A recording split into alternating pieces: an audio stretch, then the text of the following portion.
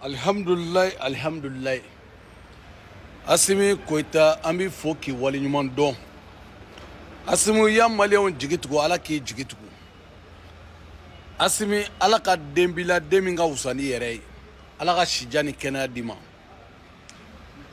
Asimi nani biche ni kungorota te an be kuma diɲɛ fan bɛɛ fɛ an be kuma an wasale. Asimu mu ma armement san ka armement kɛ so kɔnɔ sadi parlikɛla ye. Asimu mu ka armement n'o tɛ anniversaire kɛ armement ye. Asimu mu ka armement ni ubiw jɔyɔrɔ tɛ yen ubiw olu jɔyɔrɔ tɛ yen pɔliyaw jɔyɔrɔ tɛ yen.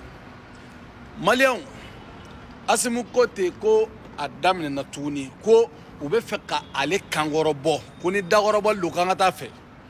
An bɛ yɔrɔ min na komi bi Asimu bɛ ka taa don bula de don sanfɛ duguma bilahi a bɛ ka bula don cɛw la a bɛ ka bula don OTAN ye mercenaire ni minnu bila ka taga Mali la ani Alassane Dramane Ouattara ye mercenaire ni minnu bila ka taga Mali la Asimu bɛ ka bula don u la an bɛ wagati min na komi sisan. Yadi Agali kafiri de Yadi Agali dugusago de Yadi Agali Yadi Agali drogue feerela de Mali yɛrɛ armée kɔrɔ talen kɛ jadisi ni Faransi ka complice ani Alassane Dramane Ouattara ka complice ko pour que u bɛ se ka Mali ci. Bilahi an bɛ yɔrɔ min na komi sisan Asimu bɛ ka taa de da cɛncɛn sanfɛ e cɛ tantanw wolo Asimu bɛ ka taa de da terroriste quoi ay Yadi Agali sunguruba dɔ tun b'o bolo yen nɔ sunguruba dɔ maralen tun b'o bolo ko Mutaha muso dɔ tun bɛ Yadi Agali bolo a bɛɛ ni alikuranɛ cɛ Asimu y'a ku tigɛ e cɛ a ku tigɛra sa a ku tigɛra terroriste bɛ kule la ka Algérie wele ka tila ka tubabuw wele ko négociation fɔlɔ ko négociation tɛ yen sari a bɛ ka jigin cogo min na a bɛ ka jigin ten Asimu ko k'ale tɛ da ne m'a f'i ye n ko fanga ka di denmisɛnninya de la wa denmisɛnnin bɛ fanga de dɔn fanga ka di o de la Mali jamana bɛ yɔrɔ min na komi sisan cɛkɔrɔba foyi place tɛ yen cɛkɔrɔbaw bɛ kuma an ka segin an ka kuma ɲɛdɔn don a donna ta force denmisɛnnin bɛ force don Asimu ye jeune de ye u b'u ka temps de la u b'u ku tigɛ terroriste ku bɛ ka tigɛ cogo min na u ku bɛ ka tigɛ ten u ku bɛ ka buruburu cogo min na u ku bɛ ka buruburu ten e Ala n ko cɛw de bɛ yan fɛla la cɛw de bɛ cɛncɛn sanfɛ sɔrɔsi cɛw de bɛ yen nɔ e cɛ ubiw tɛ yen sa ubiw tɛ cɛncɛn sanfɛla la yen nɔ walahi ubiw tɛ yen mais Asimu ye Yadi Agali sunguru a y'a ku tigɛ ka bɔ yen k'a kukala bɔ a la pewu